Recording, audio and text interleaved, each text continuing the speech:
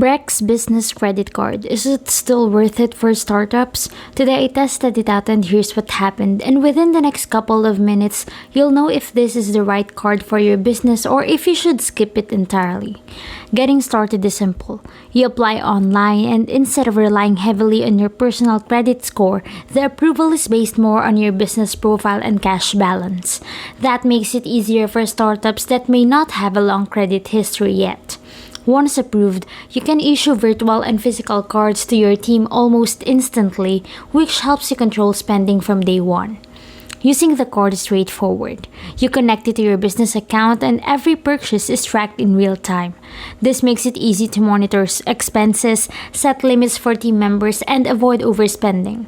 You can also organize transactions by category, which helps when reviewing where your money is going.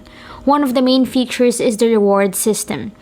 Instead of a flat rate, the rewards can increase depending on how you use the card, especially in areas like travel, software subscriptions, or business services.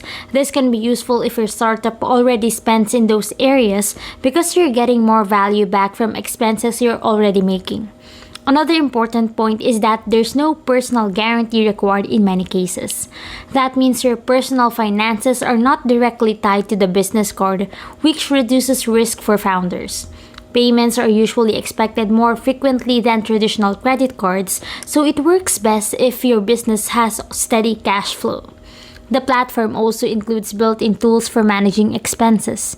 You can review transactions, export reports, and keep everything organized in one place.